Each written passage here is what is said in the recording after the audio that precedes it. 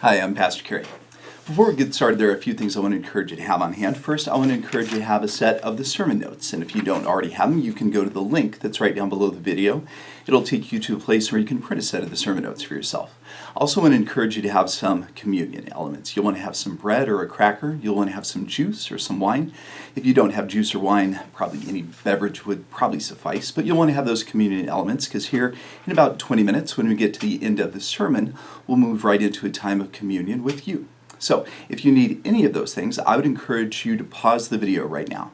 Get whatever you need once everything's ready, then go ahead and resume the playback. So I've told you before that I grew up in Albuquerque, New Mexico, but my father was a transplant to Albuquerque. He had been born and raised in Indiana. And so what we would do every year is we would make a trip for our summer vacation back to Indiana, where my dad was from. And there was a little lakeside resort that we would stay at. It wasn't fancy. I promise you, when I say lakeside resort, you may be thinking that that was something that was kind of a high dollar trip. It was not. It was an economy trip. But one of the things that was neat about that is my dad was the ninth out of 11 children. And what all of those siblings would do is they would all gather at the same time at the same week at this little lakeside resort. They would bring all of their kids with them. Now, it just so happened that my dad, as I said, was the ninth out of 11, and my dad waited even a little longer to get married and have kids than even his younger siblings. And so my sister and I were the two youngest out of dozens and dozens of cousins. We only got to see these cousins once a year, and we just absolutely admired and looked up to them. We idolized them. We were little kids, and like most little kids who have older teenage cousins in their early 20s, we just thought they were the greatest thing on earth. We would swim in this little lake. We would go fishing in this little lake. Had a ton of fun, as you would imagine. There was a beach on this little lake, and then a little ways out from this beach there were a couple of little piers, and then there was a little platform that people could dive off of. This platform was at the point where the water below it was probably about 20 feet deep, would be my best guess. I don't know that for a fact. I was a little kid, maybe it wasn't that deep, maybe it was deeper, but if I was going to give you my best estimate at this point, I would say the water beneath this diving platform probably about 20 feet deep. And we would go out, we would swim out, and we would just hang out in the sun on this platform all day long. And our older cousins would dive off. Someone would try to swim down to the bottom. I remember one time, one of them came up and they had found someone's ring down in the sand and the mud down at the bottom. I also remember one time when one of my cousins dove down there. And they were down there for kind of a long time, to the point where another one of my older cousins said, "Hey, where is so-and-so? They've been down there a long time." And everyone started kind of looking at each other saying, "Yeah, so-and-so has been down there a long time." And it was at about that moment that so-and-so surfaced. And he said, "You guys, I found this anchor down there, and I was trying to bring it up, but it was too heavy. I had to leave it down there," which, sure, an anchor, I'm not sure any of us could have brought an anchor up. And he said, no. He said, it was just a little two-person boat anchor. I said, "I think that," and again, another one of our cousins, he said, I think so-and-so could probably bring it up because this other cousin was a diver and was a young man who was very, very accomplished at swimming and diving. And so now the pressure was on this other cousin. Now he's got a challenge to go down to the bottom and try to bring up this little fishing boat anchor. So I remember very clearly that is what the other cousin did. He dove down, and now we're all waiting anxiously. We're all paying attention now. Is he going to be able to pull this anchor up?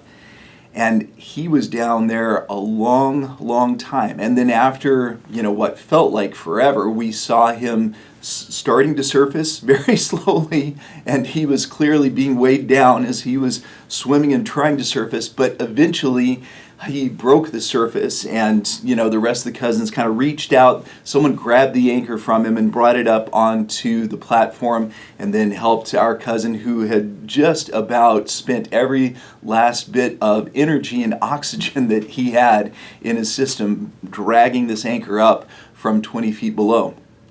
And when they brought the anchor up, I was thinking, of course, like an anchor from a ship with kind of the straight bar and the bars across, and then the curved bar down at the bottom and the point down the bottom. I was thinking of like a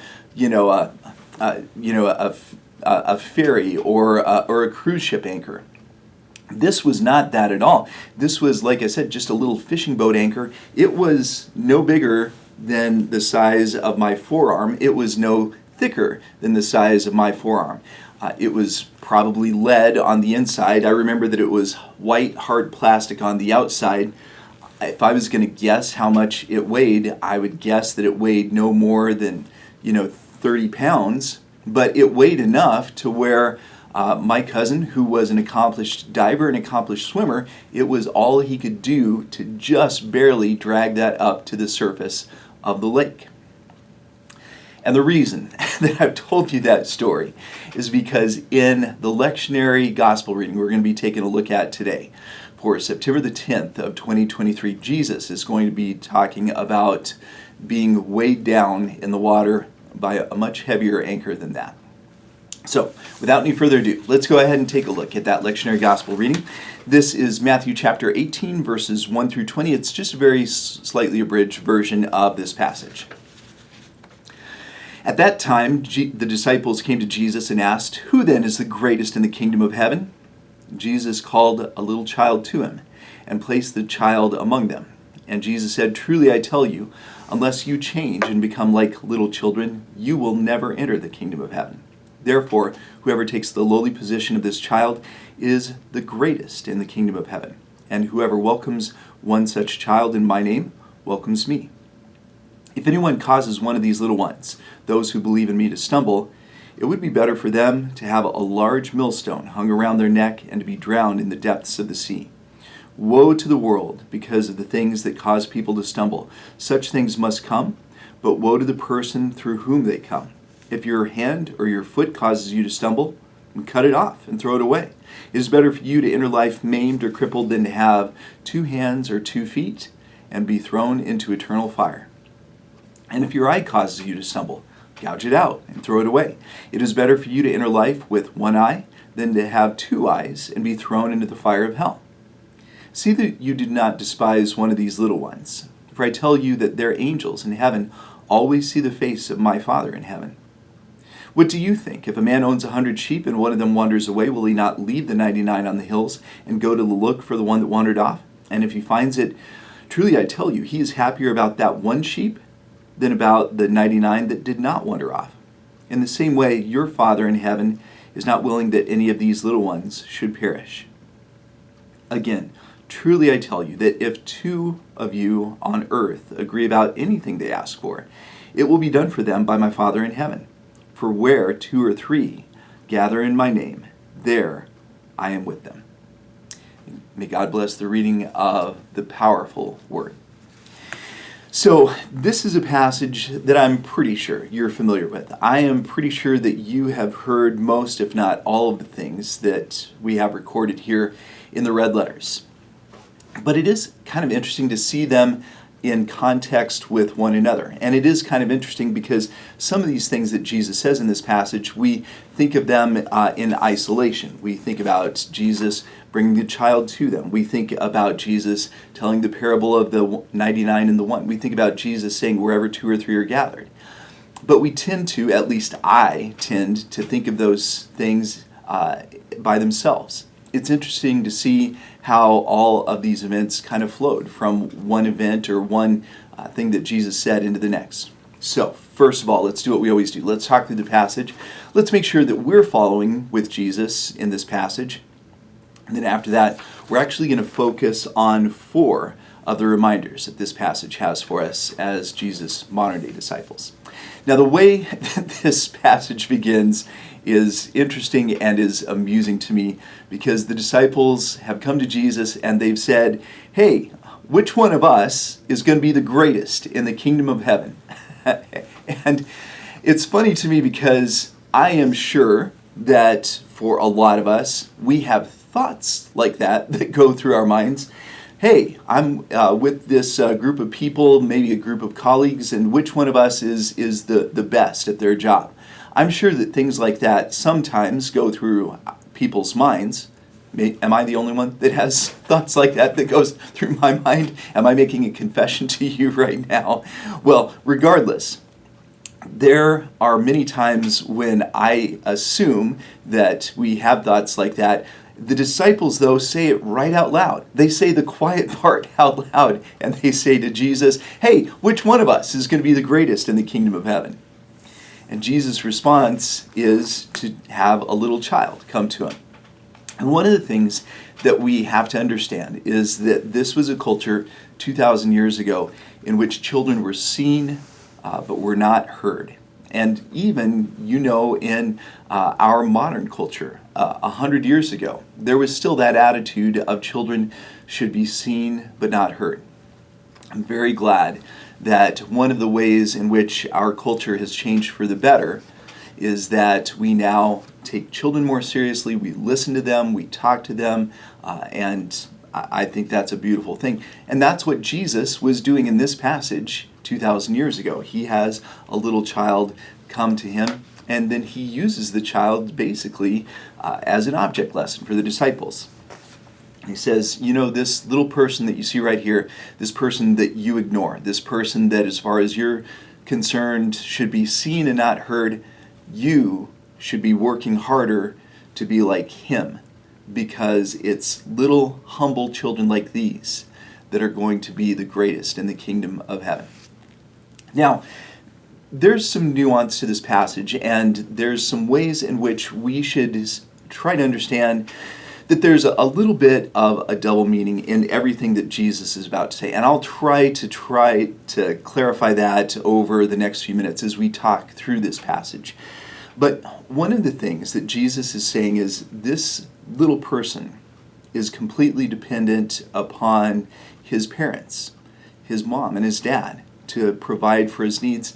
And Jesus is saying, and the implication here is that should be the nature of our relationship with the God who created us.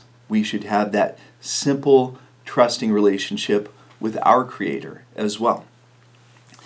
But Jesus understands, of course, that the original question that the disciples have asked is, which one of us is your favorite? And so Jesus is saying, unless you guys start acting like this little one who's seen and not heard, and who is completely meek and humble and dependent upon his earthly parents for everything that he needs, unless you start behaving like that, he says, none of you are going to enter the kingdom of heaven. He says, but if you'll start acting like this little one right here, then you all of you will be the greatest in the kingdom of heaven. Well done, I think, on Jesus' part. But he continues with the thought. Now he's talking about, I think he's addressing the attitude that people had back then, people had even 100 years ago, that children should be seen and not heard. Because one of the things that we know is that over the course of human history, there have been lots and lots and lots of children that have been mistreated, children that have been abused. And Jesus says, if anyone mistreats one of these little ones, it would be better for a millstone. Now, millstones over the course of human history have taken on many different shapes and sizes and forms, but the thing that they all had in common is they were just about the biggest, heaviest stone that people would try to handle. Like, a person wouldn't go out and try to handle a boulder somewhere, but a millstone was something that they needed for their everyday lives, something that people could understand. This is the biggest, heaviest stone. Sometimes millstones could be 10 feet across and could be a foot or a foot and a half wide. Can you imagine how heavy, a piece of stone, a slab of stone that's been carved from a boulder to now be 10 feet across and 1.5 feet wide, a big circle with a hole carved out in the middle. Can you even begin to imagine how many people that it would take just to carry that millstone and put it into place?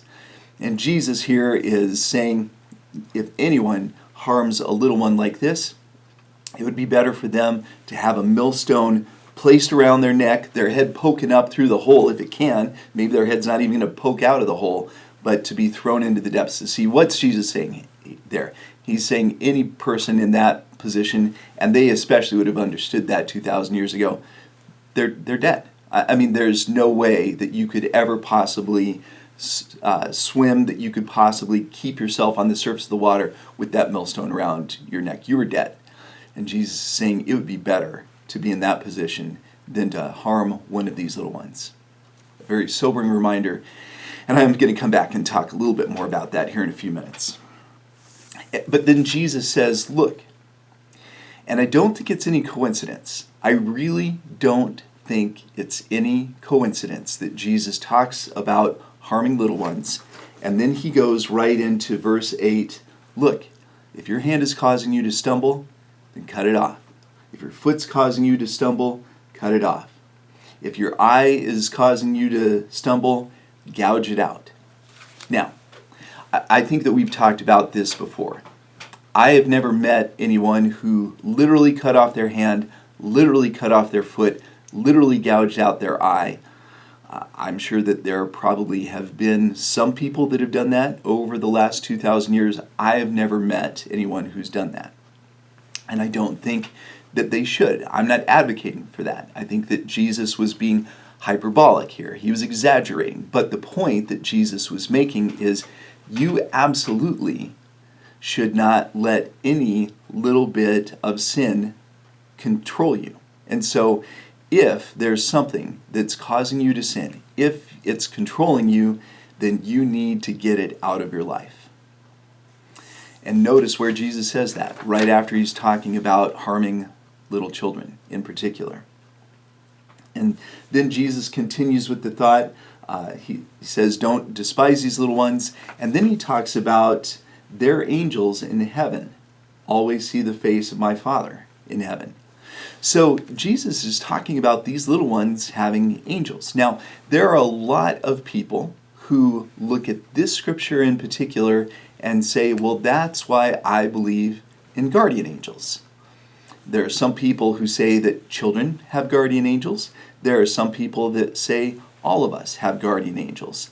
But this is probably the primary scripture that they point to for this doctrine or this theology of guardian angels. Now, am I saying that I disagree with them? I'm not saying that I disagree with them. I'm not saying that there's enough to go on here either to say that there is definitely such thing as guardian angels. I would like to think that there are guardian angels. I would like to think that there are guardian angels that watch over my children. Someday, if hopefully I have grandchildren, I'm definitely going to want guardian angels to look over them. It would be great to think that there's a guardian angel watching over me and watching over you.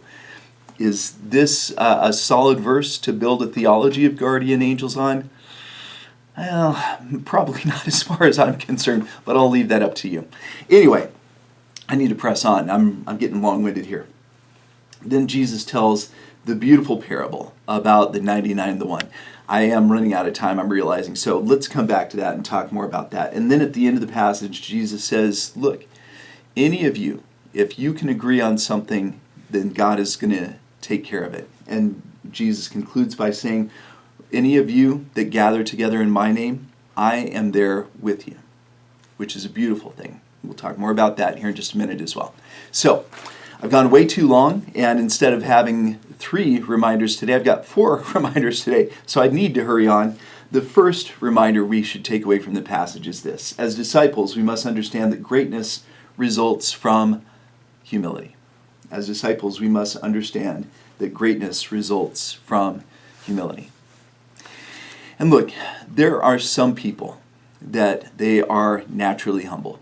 And I'm jealous of those people because I was born with a healthy ego. I think anyone who's ever known me over the course of my life would tell you that, yeah, Kerry O'Brien has a pretty decent ego.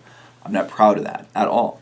And heaven knows when you're like me and you have a healthy ego, that gives you plenty of opportunities to be knocked down a peg or 2 or 3 or 20. And over the course of my life, there's been plenty of times when I've been humbled. And so this lesson is definitely for me. This reminder is definitely for me. And for those of you who are like me, we need to be reminded to strive for humility. If that isn't something that comes naturally to us, then we need to strive for humility. That's the first reminder. The second reminder is this: as disciples, we must not cause intentional or careless harm to others. As disciples, we must not cause intentional or careless harm to others. I mentioned earlier that this passage kind of has a double meaning because on one hand, Jesus is talking about children, to be clear, but at the same time, Jesus is also talking about our fellow believers. When you read this passage, I think that you'll see that, I should say, if you go back and if you reread this passage, I think that'll be clear to you as well. Is Jesus talking about children in this passage? Yes, he is. Is Jesus also talking about our fellow believers in this passage? Yes, he clearly is. He's talking about both. And so we need to be careful, first of all, that we're not causing intentional or careless harm. Look, there are times when we hurt other people's feelings. I know that I do that on a regular basis, but I would like to believe and I would like to hope that I will go and I'll make amends when I do that. But the one thing I never want to do is go and intentionally hurt somebody. And I want to address the fact that, unfortunately, I think those of us who have been a part of the church all of our lives, we have seen where that's happened. We have seen where people in the church, leaders in the church, have intentionally hurt others. And worst of all, we're familiar with people who have intentionally hurt children. And what I want to say to them is, Jesus has something to say about those who hurt children. It would be better for you to have that millstone around your neck and be thrown into the depths of the sea. I have no time, no patience, no tolerance. I want to be understanding 99.99% of the time, but anyone who intentionally hurts children, you better get back to the Word, my friend. You better get back to the Word. All right, sorry, I didn't mean to go there. Now, the third reminder of this passage for us is this: as disciples, we must remember that Jesus cares deeply about every single one of us. That's what the parable of the 99 and the 1 is all about. And one thing that I just want to say very quickly is that for most of us, we hear that parable and we think to ourselves, yeah, it's so neat to think of myself as the one that Jesus left. And for a lot of us, we were that one at some point. But for most of us, the reality is that we're probably part of the 99. And so we need to be cheering on Jesus as Jesus goes and finds that one. And when Jesus brings that one back, then we need to be hugging and celebrating that one that Jesus brings back. Okay, I am so out of time. The last reminder this passage has for us is this: as disciples, we must remember that whenever we gather together in Jesus' name, Jesus is with us. Let's remember that at the next church meeting we attend. Let's remember that the next time there's some disagreement or dispute that breaks out in church. And the video is about to cut me off, and so you're going to probably need to partake of communion on your own. But at this point, I just want to say thank you for joining us. I'm sorry that I didn't have time to lead you in communion. I will next week. But we will look forward to seeing you again next week.